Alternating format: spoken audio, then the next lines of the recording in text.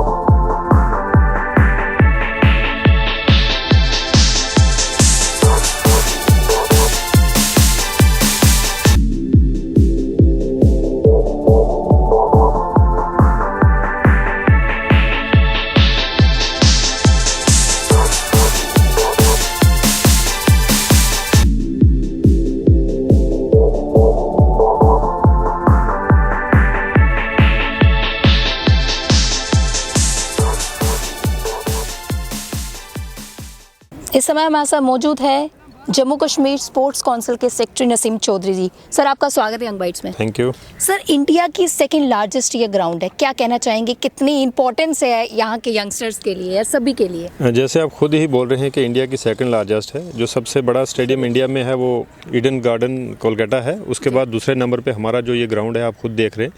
हमारी बाउंड्री के बाहर भी देखेंगे, आप देख सकते हैं जहाँ हमने रोप लगा के रखा उसके बाहर भी कितना एरिया है, करीब करीब को 20 मीटर का एरिया है जो उसके बाहर भी है। बहुत बड़ा स्टेडियम है, हमारा ग्राउंड है।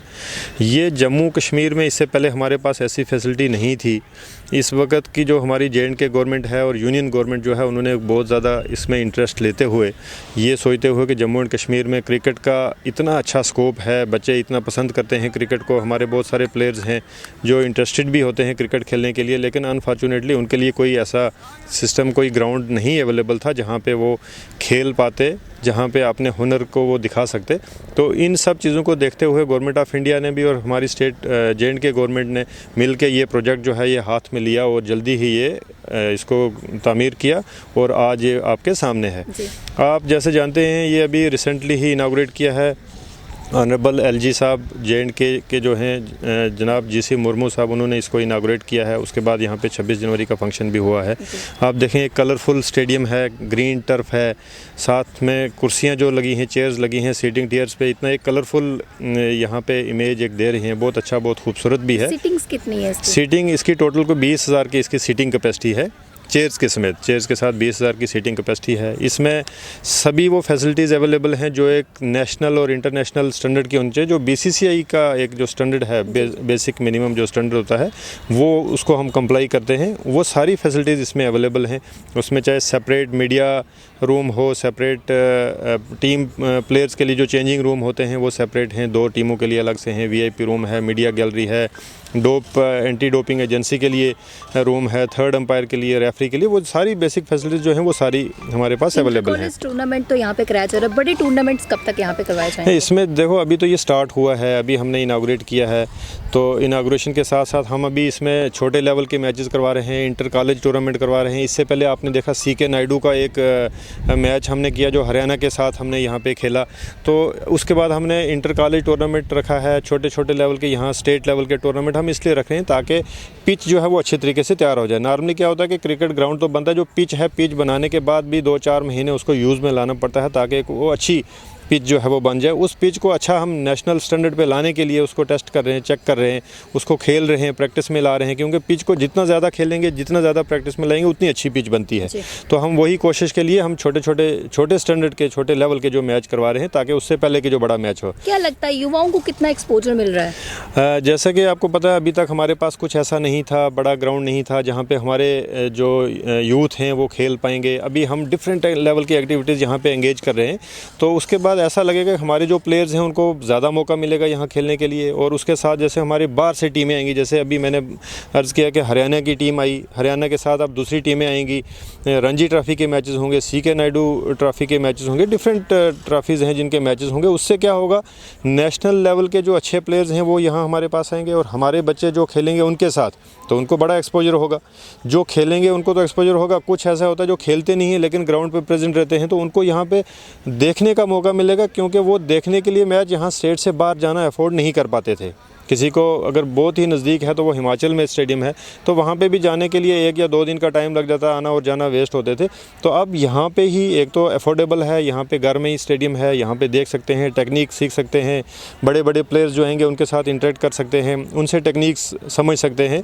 तो हमारे प्लेयर्स को ओवरऑल एक ऐसा प्लेटफॉर्म मिला है जहाँ से वो अपने टैलेंट को जो है वो उसको यूज़ करके और इस्तेमाल करके हमारी स्टेट के लिए भी और कंट्री के लिए भी एक अच्छा नाम रोशन कर सकते हैं। सभी प्लेयर्स के लिए क्या मैसेज देना चाहेंगे आप? मैं तो सभी प्लेयर्स को, क्रिकेट लविंग प्लेयर्स को यही कहूँगा, हमने ये स्टेडियम बनाया है, आप लोगों के लिए बनाया है, आप आओ खेलो, अच्छे से खेलो, इसको मेंटेन भी करो, देखो भी, इसका ख्याल भी रखना है, क्योंकि जो बंदा यूज़ करेगा उसको ख्याल भी इसका रखना चाहिए, रखते भी हैं।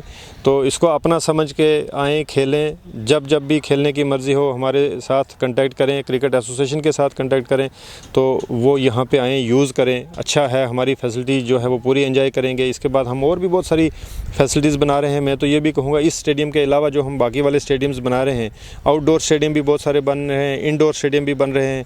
हमारे अभी PMDP में इंडोर स्टेडियम जम्मू में हमने एक इनागोरेट किया, हमने लैंग्विशिंग में जम्मू में अखनूर में एक इनागोरेट किया है। हमने इसी कम्प्लेक्स में, MA स्टेडियम के कम्प्लेक्स में ही, इस MA स्टेडियम के सीटिंग टियर के बैक साइड पे हमने एक न्यू इंडोर स्टेडियम जिसको कहते हैं, वो भी लैंग्विशिंग स्कीम जो J&K गवर्नमेंट की एक स्कीम थी IDFC की, उसके तहत इसको कंप्लीट किया। 8 करोड़ का प्रोजेक्ट था, वो भी इनागोरेट किया रिसेंटली।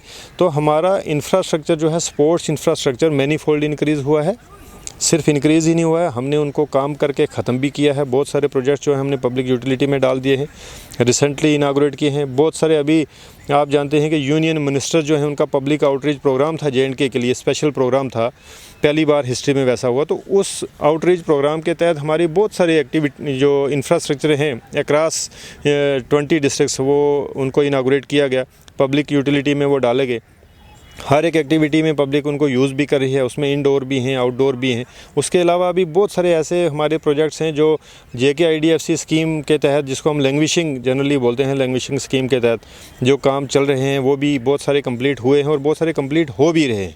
तो आने वाले टाइम में, मतलब इंशाल्लाह with in this financial year, हम बहुत सारे 80% काम जो हैं वो ख़त्म करेंगे और पब्लिक यूटिलिटी में डालेंगे ताकि लोग उनको यूज़ कर सकें।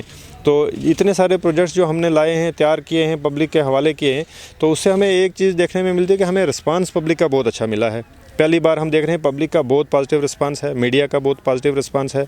मीडिया पूरा रोल निभा रही है लोगों तक पहुंचाने के लिए कि स्पोर्ट्स में क्या क्या प्रोग्रेस हुई है, कितनी तरक्की हुई है। इतने हालात मुश्किल थे, मौसम ख़राब था, बारिशें बहुत हुई, कश्मीर में बर्फ़बारी हुई, टेम्परेचर जो है माइनस में चले गए। उसके बावजूद भी हमारे डिपार्टमेंट ने, हमारी ऑर्गेनाइजेशन ने काम जो है वो बंद नहीं किया, उसको काम को हमने स्पीड पे रखा है और काफ़ी सारा काम हमने ख़त्म कर लिया। और जो हमारे टारगेट्स हैं, हम टारगेट्स पे ही चल रहे हैं, बहुत सारी जगह हम टारगेट से एडवांस चल रहे हैं।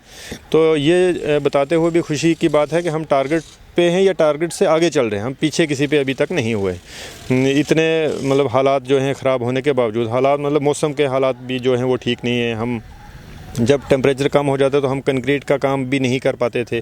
यहाँ पे जम्मू में भी इस बार इतनी सर्दी पड़ी कि 40 सालों में सबसे कम टेम्परेचर हुआ, तो उसकी वजह से भी हमें इस स्टेडियम को भी कंप्लीट करने में बड़ी प्रॉब्लम हुई। लेकिन हमने फिर भी टाइम पे इसको कंप्लीट करके टाइम पे ही इसको इनागोरेट किया है। तो ये स्पोर्ट्स लवर्स के लिए, कोई भी स्पोर्ट्स हो, किसी भी स्पोर्ट्स से ताल्लुक़ रखने वाले जो स्पोर्ट्स पर्सन हैं, उनके लिए भी एक खुशी की बात है। और हमारे लिए तो है ही है कि हमने कंप्लीट किया है, और उनके लिए खासकर ये है कि उनके लिए जो फैसिलिटीज़ अवेलेबल नहीं होती थी, अब हमने उनके लिए फैसिलिटीज़ अवेलेबल करवाई हैं। तो मैं तो ये कहूँगा सबको वो आएँ, यूज़ करें, डिसिप्लिन में आएँ, डिसिप्लिन में यूज़ करें, यूज़ करें, अच्छे से करें, उसका ख्याल भी रखें प्रॉपर्टी का, और खेलें और अपना नाम भी रोशन करें, जम्मू कश्मीर का नाम भी रोशन करें और कंट्री का नाम भी रोशन कश्मीर में भी करें। आपके द्वारा जो है स्पोर्ट फेस्टिवल करवाया जा रहा है? हाँ, जहाँ मैंने आपको बताया कश्मीर में स्पोर्ट्स विंटर स्पोर्ट्स फेस्टिवल हम करवा रहे हैं। हम कश्मीर में ही नहीं कर रहे हैं, हम जम्मू डिवीज़न में भी कर रहे हैं, मतलब जम्मू एंड कश्मीर दोनों डिवीज़न में हम कर रहे हैं। उनको हम विंटर स्पोर्ट्स कह रहे हैं। कश्मीर में जो है वो फर्स्ट खेलो इंडिया विंटर गेम्स हो रही हैं। खेलो इंडिया एक स्कीम है गवर्नमेंट ऑफ इंडिया की स्पोर्ट्स को लेके, तो विंटर स्पोर्ट्स का फर्स्ट चैप्टर जो है वो हम गुलमर्ग से government of India ministry of youth affairs and sports वो फर्स्ट चैप्टर जो है वो हमारे यहाँ से स्टार्ट कर रहे हैं, गुलमर्ग से स्टार्ट कर रहे हैं। उसके साथ साथ हम एक विंटर स्पोर्ट्स का एक एक्टिविटी हम जम्मू डिवीज़न के किश्तवाड़ डिस्ट्रिक्ट में हम कर रहे हैं। किश्तवाड़ डिस्ट्रिक्ट में 23 फरवरी से वो स्टार्ट होगा, 3 डे इवेंट होगा। तो डिस्ट्रिक्ट एडमिनिस्ट्रेशन किश्तवाड़ के साथ मिलके, किश्तवाड़ डेवलपमेंट अथॉरिटी के साथ, उनकी कोलैबोरेशन के साथ हम वहाँ पे एक्टिविटी कर रहे हैं। ये भी जम्मू में पहली बार होगा कि जम्मू में हम ऐसी एक्टिविटी कर रहे हैं विंटर स्पोर्ट्स में। तो आने वाले सालों में हम उसको बढ़ाएंगे, विंटर स्पोर्ट्स की एक्टिविटी हम बढ़ाएंगे। हम कोशिश करेंगे कि अगर स्नोफॉल अच्छा होता तो हम पत्नीटॉप को भी इस मैप पे लाने की कोशिश करेंगे विंटर स्पोर्ट्स को, जैसे कि हम गुलमर्ग के लिए कर रहे हैं। तो गुलमर्ग के लिए मैं बताऊं, हम वहाँ पे पहला, जैसे मैंने अर्ज़ किया, पहला विंटर गेम्स खेलो इंडिया, फर्स्ट खेलो इंडिया विंटर गेम्स होने जा रही हैं। तो उसमें सिर्फ हमारी स्टेट के बच्चे ही नहीं हैं, बल्कि हमारी स्टेट्स के अलावा लगभग 20 स्टेट से और भी बच्चे आ रहे हैं। डिफरेंट गेम्स में बच्चे आ रहे हैं हमारे, लगभग वहाँ 14 डिफरेंट टाइप ऑफ एक्टिविटीज़ जो होंगी वो होंगी। तो हमारे स्टेट में भी इस इवेंट के लिए ख़ास बात यह है, नॉर्मली किसी इस लेवल के इवेंट के लिए 20 या 30 का कंटिजेंट होता है, लेकिन हम शुक्रगुजार हैं गवर्नमेंट ऑफ इंडिया के, ministry of youth affairs and sports के, कि उन्होंने हमारे 30-40 की बजाय उन्होंने हमारे 400 से ज़्यादा बच्चों को खेलने की हमें परमिशन दी गई। युवाओं को कितना रुझान आपको देखने को मिल रहा है अब तक का? तो हमें बहुत अच्छा रिस्पांस आ रहा है। जैसे मैंने बताया, हमारा कंटिजेंट नॉर्मली जहाँ 30-40 का होना चाहिए था, वहाँ 400 से ज़्यादा बच्चे हैं। हमें अब इतना प्रेशर है कि हम जहाँ, जैसे हमने ये एक स्टेडियम बनाया, यहाँ पे एट ए टाइम मैच जब खेलेंगे तो 22 प्लेयर खेल सकते हैं। रिज़र्व को मिला के देखेंगे तो 25 या 26 खेल सकते हैं। लेकिन हमें इसकी इतनी ज़्यादा डिमांड है, इतना प्रेशर है कि 24 के बजाय हमें यहाँ 50-50, 60-60, 100-100 बच्चा आता है डिमांड करने के लिए, खेलने के लिए। हर जगह वैसा ही है, हर डिस्ट्रिक्ट में हर फैसिलिटी के साथ वैसा है। हम जो रिस्पांस समझते थे उससे कई ज़्यादा रिस्पांस है। अब हमें ऐसे लगता है कि और ज़्यादा स्पोर्ट्स इंफ्रास्ट्रक्चर जो है वो बनाना पड़ेगा, क्योंकि बच्चों का रुझाव स्पोर्ट्स की तरफ बहुत ज़्यादा हो गया। पेरेंट्स की कोऑपरेशन बहुत ज़्यादा है। हमें जो कोचेज़ हैं डिफरेंट गेम्स में, जो कोच हैं वो बहुत अच्छा परफॉर्म कर रहे हैं। बच्चों का रुझाव बहुत अच्छा है, बच्चे इंटरेस्ट पैदा कर रहे हैं। हमने जब बच्चों को खिलाया है, और हर साल आपको ये जानकर भी खुशी होगी कि हमने पिछले 2-3 सालों में, खासकर पिछले साल और इस साल में, हमने मेडल टैली भी, चाहे वो नेशनल लेवल पे हो, जोनल लेवल पे हो, चाहे इंटरनेशनल लेवल पे हो, हमने मेडल टैली भी इंक्रीज़ की है। हमने अपने इंफ्रास्ट्रक्चर को भी इंक्रीज़ किया है। तो हमने हर फ्रंट पे जहाँ पे भी हमने जिसको टच किया है, उसको हमने पिछले साल के मुकाबले में हम अपनी परफॉर्मेंस को बेहतर करते जा रहे हैं। Thank you so much sir.